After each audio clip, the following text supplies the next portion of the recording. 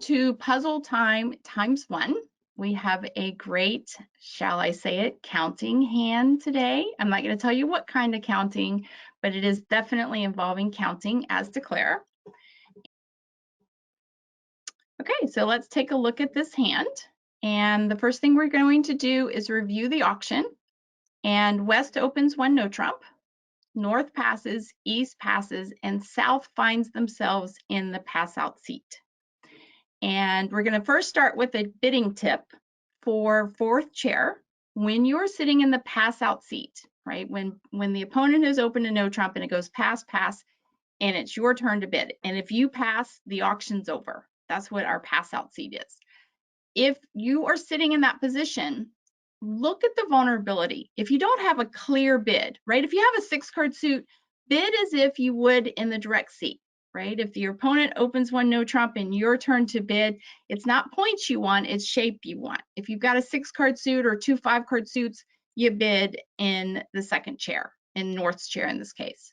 In the pass out seat, it's a little bit different. In the pass out seat, if you've got that 6-card suit or 2 5-card suits, go ahead and bid, right? In addition to that, the pass out seat wants to take a look at the vulnerability. On this hand, West is not vulnerable and North South are. Okay, so if the opponent who is bidding one no trump, that's West in this case, is not vulnerable, you no longer need the 6-card suit or the 2 5-card suits. You basically have to be breathing, okay? Do not allow your opponent to play one no trump, not vulnerable. It doesn't matter what your vulnerability is, whether you're vulnerable, whether you're not vulnerable, doesn't matter. You just bid something. Now, I could see a situation where maybe you were 4-3-3-3, right? 4-3-3-3. So you didn't have a clear suit to bid. But I am telling you, I even bid on that suit. I bid my 4-card suit, whatever it is. I get my opponent out of one no trump. Make them find some other resting spot. Even if they compete to 2 no, that's better than 1 no when they're not vulnerable. Now, if they're vulnerable and you're in the pass out seat, right? Then you have the same requirements as you would in second chair. 6-card suit, some kind of distribution like a singleton or a void, or 2 5-card suits, right? When you have 2 5-card suits, you always have a singleton or a void because 2 5-card suits are 10 cards and there's 13 cards in the deck. So, 2 5-card suits, you always have the distribution. When you have a 6-card suit, if you're 6-3-2-2, you might think twice if you're vulnerable and they're not, right? That could be a situation where you don't have a singleton. Or if you're 7-2-2-2, 7-card suits, they're meant to be bid. So you go ahead and bid it out, even though you don't have a side suit, singleton, or void. All right, so fourth chair, if you don't have a clear call, which is this hand we have here, it's not clear you want to bid because you are 5-4-3-1. You don't have that 6-card suit, you don't have the 2 5-card suits. What you have is a balancing seat. Get West out of one no trump, whatever it takes. Okay, and we all play various systems. So however you would describe this hand, if you play just natural, I would bid 2 hearts. I would make my bid my long suit, right? I would bid my long suit. So as South bids 2 hearts. West passes, and let's take a look at North's hand. Now, North is thinking, wow, okay, partner's bidding 2 hearts. Likely they have at least 5 hearts. I've got 3 hearts. We have a fit.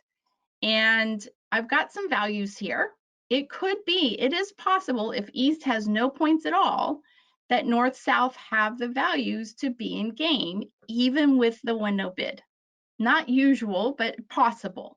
So North's 3 heart bid is saying, hey partner, do you have an opening hand to go along with your bid? And South says, no, can I go back and play 2 hearts? And the defenders say, no, you cannot go back and play 2 hearts. So South finds themselves in 3 hearts. And the opening lead is the ace of hearts.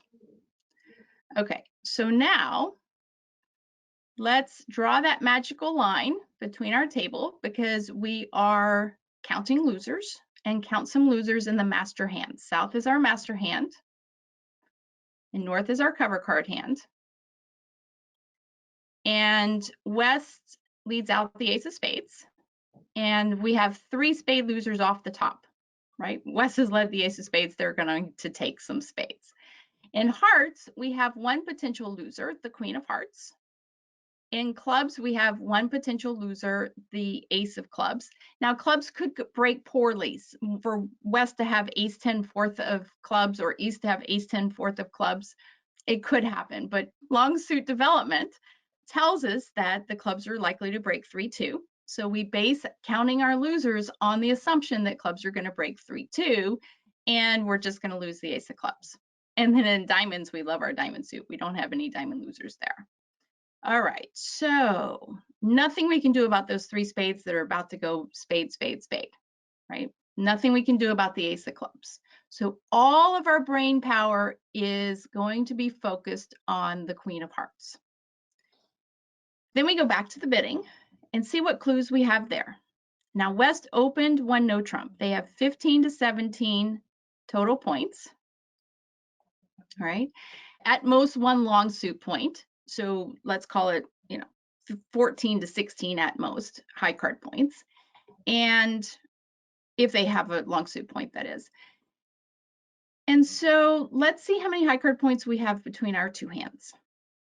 In North's hand, we have 1 spade, high card point in spades, 5 in hearts, 3 in clubs, and 3 in diamonds.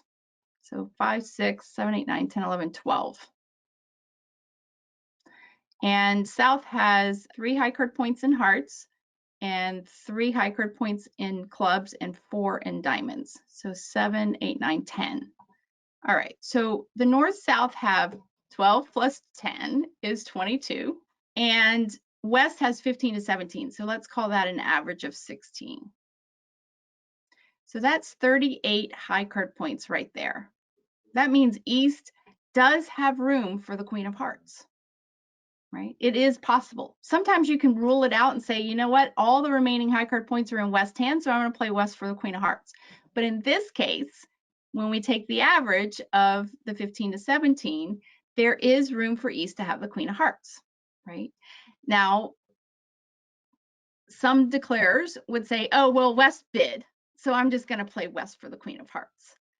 But why not make a discovery play? Let's see what else West has to show us, right? Let's not make that decision right now. We know what our issue is. It's to find the queen of hearts, and we know it's a counting hand, and we know we're counting high card points rather than shape because we know more about West's high card points than we do with shape. So let's try the first few tricks and see what develops, right? So the first few tricks go ace of spades. Everybody follows. King of spades. Everyone follows. Queen of spades. Everyone follows. And then West leads out the queen of diamonds. So before I play to this trick, I know I'm going to play the 2 of diamonds and I know I'm going to win the ace of diamonds because that's all I can do. I'm just going to take a little mental tally of what I have seen come out of West hand and what I know is in West hand. All right, so West showed up with 9 points in spades, ace, king, queen of spades. And now West has let out the queen of diamonds. So we can see the queen of diamonds, and we also know West has the jack of diamonds. So we know 3 points in diamonds. That's 12 of West's 15 to 17 total points.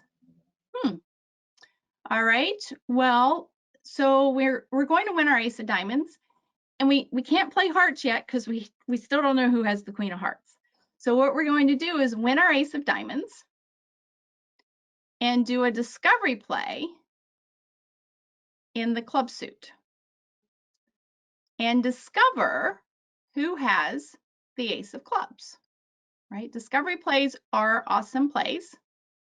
What did I just do? We're going to lead a club, make a discovery play in the clubs, and find out who has the ace of clubs.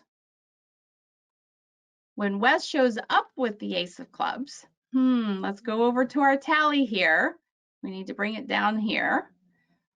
West has shown up with 9 points in spades, 3 points in diamonds is 12, And if we add to that 12, the 4 for the ace of clubs, that's 16.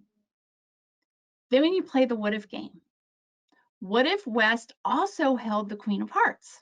What if we give West 2 more high card points? Well, West wouldn't have opened one no trump. West would have opened their longest suit, whatever that may have been.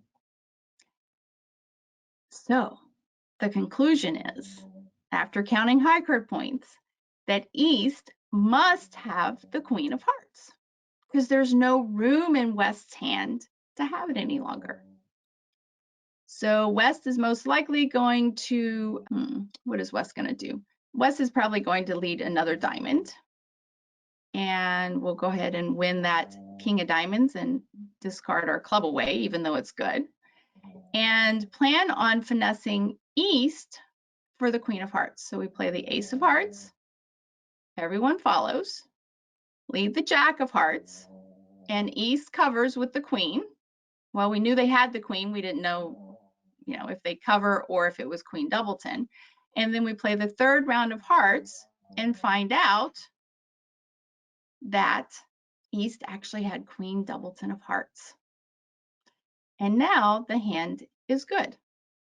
Declare could claim at this point, right? All good hearts and the jack of clubs for making 3. Wow, it does look sort of like an elementary chalkboard, doesn't it? Okay, the good news is we only have to add to 13 and 40 to figure this one out. So that does it. What we did was start with what the known based on the auction, figured out what we needed to know, find the queen of hearts, use the discovery play in the club suit, which maxed out West's hand. West could have one more point, but there were no other jacks left at that point to put in West's hand, but West could not have the queen of hearts. And so we play East for the queen of hearts. And that's what counting can do for you.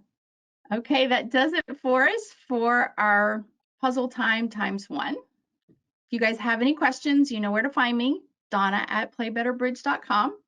Thanks for joining me. Have a great day.